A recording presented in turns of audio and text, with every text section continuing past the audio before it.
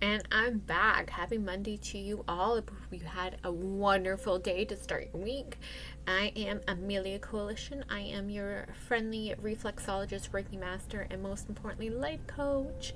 I'm here to help you reconnect to your most authentic higher self. And by doing that, we are taking a moment to ourselves to reflect on what's really important to us, what's really important to you. Maybe break some of those old stories we keep telling ourselves to figure out, all right, what have we been told to believe and what do we actually feel? So I do have two organizers or journals. These are self-care wellness kind of reflections. They are available on Amazon, or I have a couple hard copies. If you don't want to purchase one of those, that's absolutely fine. Get yourself a piece of paper, a journal, go to the dollar store and splurge. And if that's not your jam either, that's okay. Just think about what we're talking about. All right, so where are we going with this today? All right, so your prompt, something to think about. What is your greatest weakness or perceived fault? Is it really a weakness? How does it affect you? My biggest weakness is that I overthink and I feel too much. Now, sometimes it can be a good thing. I'm an empath. I can feel what others are feeling without necessarily wanting to.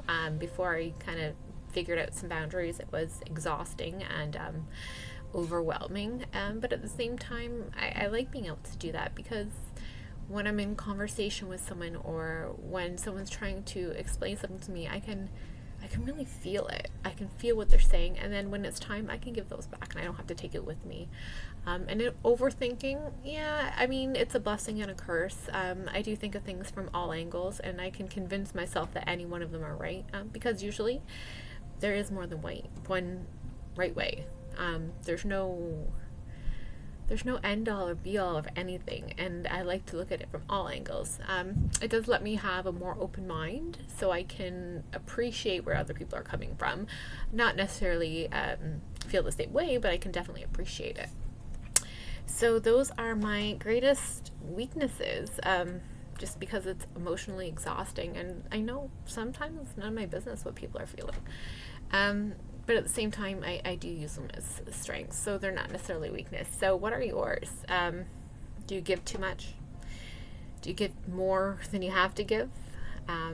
Maybe you're a taker, which isn't a bad thing if people are giving. I mean, who knows? Maybe it's a weakness, maybe it's a strength. So I'd love to hear what you think your greatest weakness is, and how it could be, maybe how it could be turned into a strength, or how can you use it in a different way so it's not a weakness anymore. All right, so for your weekly, what do I call these? Affirmations or guidance? Let's go with guidance.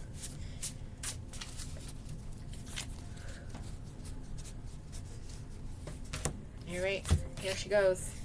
Clearing. A true offering arises. It becomes easily to let go. You start to trust that more will always arrive. You shift from mind to universe. Such freedom. And that is good. If you want more to come into your life, you have to give something up. Not even. You have to have room for it. So it's not necessarily giving up something, but it's making the room to allow. You have to believe to receive, and you have to have the space.